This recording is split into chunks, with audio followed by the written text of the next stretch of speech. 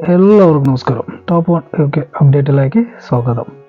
ഇന്ന് നമ്മൾ കണ്ടുവരുന്ന ഒരു പുതിയ അവസ്ഥ എന്താണെന്ന് വെച്ചാൽ, നമ്മുടെ രാജ്യത്ത് നിന്നും മറ്റു രാജ്യങ്ങളിലേക്ക് കുടിയേറുന്ന ഒരുപാട് ആളുകളെ നമ്മൾ ഇപ്പോൾ കണ്ടുവരുന്നു. അതൊരു ട്രെൻഡായി മാറിയിരിക്കുകയാണ്.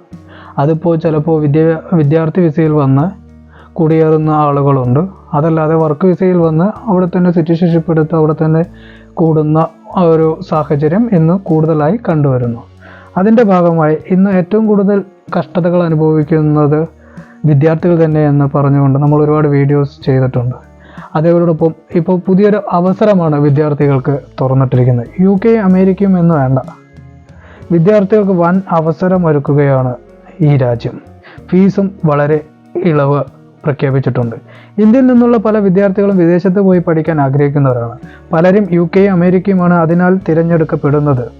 എന്നാൽ അവിടെ മാറി വരുന്ന വിസ സംവിധാനങ്ങൾ ഉയർന്ന ചെലവും വിദ്യാർത്ഥികളെ കഷ്ടത്തിലാക്കുന്ന ഒരു സാഹചര്യം ഇന്ന് നിലവിലുണ്ട്. UK-യിൽ വിദ്യാർത്ഥികൾക്ക് വിസ ലഭിക്കാൻ തന്നെ ഇപ്പോൾ വളരെ ബുദ്ധിമുട്ടാണ് എന്നാണ് പുതിയ റിപ്പോർട്ടുകൾ കാണിക്കുന്നത്. അത് പലതരത്തിലുള്ള ജോലി സാധ്യതകൾ കുറയ്ക്കുകയും പോപ്പുലേഷൻ വർദ്ധിപ്പിക്കുന്നത് മൂലം ജോലി സാധ്യത വളരെ ഇല്ലാത്ത ഒരു അവസ്ഥ UK-യിൽ നിലവിലുണ്ട്. അതുപോലെ തന്നെ കാനഡ, അമേരിക്ക പോലുള്ള രാജ്യങ്ങളിൽ നിയമമാറ്റങ്ങൾ പെട്ടെന്ന് വരികയും വിദ്യാർത്ഥികളെ ഒരുപാട് കഷ്ടപ്പെടുത്തുന്ന ഒരു അവസ്ഥയിലേക്ക് ഇന്ന് നിയമങ്ങൾ മാറ്റം വന്നിട്ടുണ്ട്. എന്നാൽ മറ്റ് പല രാജ്യങ്ങളിലും ഇതിൽ കുറഞ്ഞ ചെലവിൽ വിദ്യാർത്ഥികളെ ക്ഷണിക്കുന്നതായി കാണപ്പെടുന്നു. അതിൽ ഒന്നാണ് നെതർലാൻഡ്. നിരവധി ഏഷ്യൻ രാജ്യങ്ങളിൽ നിന്നുള്ള വിദ്യാർത്ഥികൾ ഉപരിപഠനത്തിനായി നെതർലാൻഡ് തിരഞ്ഞെടുക്കുന്നുണ്ട്. അമേരിക്ക, UK രാജ്യങ്ങളെ അപേക്ഷിച്ച് ഫീസ് കുറവാണ് ഇവിടെ എന്നാണ് എടുത്തു പറയേണ്ട കാര്യം. എന്നാൽ അത് പല വിദ്യാർത്ഥികൾക്കും അറിയില്ല എന്നുള്ളൊരു സത്യം പുറത്താണ്.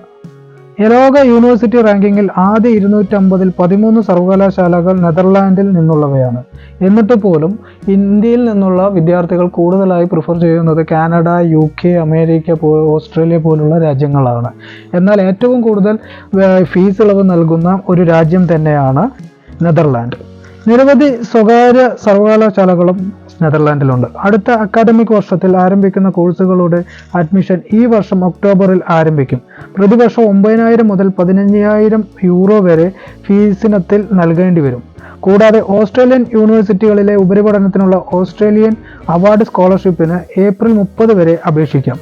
ഓസ്ട്രേലിയൻ ഡിപ്പാർട്ട്മെന്റ് ഓഫ് ട്രേഡ് നൽകുന്ന സ്കോളർഷിപ്പ് ബിരുദാനന്തര വിദ്യാർത്ഥികൾക്കാണ് നൽകുന്നത്. കോഴ്സ് തുടങ്ങി പൂർത്തിയാകുന്നതുവരെയുള്ള ട്യൂഷൻ ഫീസ്, ജീവിത ചെലവ് എന്നിവ പൂർണ്ണമായും സ്കോളർഷിപ്പിലൂടെ ലഭിക്കും എന്നുള്ളതാണ് അറിയാൻ കഴിയുന്നത്. University of Sydney, university of Melbourne, Australian national university, Oakland university എന്നിവയാണ് സ്കോളർഷിപ്പ് നൽകുന്ന യൂണിവേഴ്സിറ്റികൾ. വിദ്യാർത്ഥികൾക്ക് ഓൺലൈനായി തന്നെ അപേക്ഷിക്കാവുന്നതാണ്. അപേക്ഷയോടൊപ്പം പ്രവേശനം ലഭിച്ച തെളിവുകളും സർട്ടിഫിക്കറ്റുകളും പകർപ്പുകളും അയക്കേണ്ടതാണ്. ഇങ്ങനെയാണ് നമ്മൾ നെതർലാൻഡിലേക്ക് വിദ്യാർത്ഥികളെ അട്രാക്റ്റ് ചെയ്യിപ്പിക്കുന്ന പല ഓഫറുകളും നെതർലാൻഡ് നൽകുന്നത്.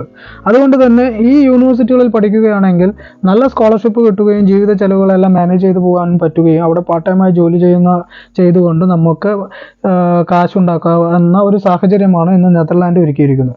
അതുകൊണ്ട് വിദ്യാർത്ഥികൾക്ക് ഏറ്റവും ഉപകാരപ്രദമാവുന്ന ഒരു വീഡിയോ ആയിരിക്കും ഇതെന്ന് ഞാൻ വിചാരിക്കുന്നു. അതുകൊണ്ട് തന്നെ നിങ്ങൾക്ക് അറിയുന്ന എല്ലാ വിദ്യാർത്ഥികൾക്കും ഇത് ഷെയർ ചെയ്യുക. നെതർലാൻഡ് എന്ന് പറയുന്ന ഒരു നല്ലൊരു രാജ്യം തന്നെയാണ്. അവിടെ അടിപൊളി ജീവിത സാഹചര്യമാണ്. അപ്പോൾ ഈ ചാനൽ ഇതുവരെ സബ്സ്ക്രൈബ് ചെയ്തില്ലെങ്കിൽ സബ്സ്ക്രൈബ് ചെയ്യുക. നിങ്ങളുടെ അഭിപ്രായങ്ങൾ കമൻറ്റ് ചെയ്യുക. നേരത്തെ പറഞ്ഞ പോലെ തന്നെ നിങ്ങൾക്കറിയുന്ന എല്ലാ വിദ്യാർത്ഥികൾക്കും ഇപ്പോൾ അടുത്ത ഇൻടേക്ക് വരാൻ പോവുകയാണ്. അതിനുള്ളിൽ എല്ലാവർക്കും ഷെയർ ചെയ്ത് ഈ രാജ്യം കൂടി നിങ്ങളുടെ ലിസ്റ്റിൽ വരുത്തുക എന്ന് മാത്രം അറിയിച്ചുകൊണ്ട് നിങ്ങളുടെ അഭിപ്രായങ്ങൾ കമൻറ്റ് ചെയ്യുക. നന്ദി.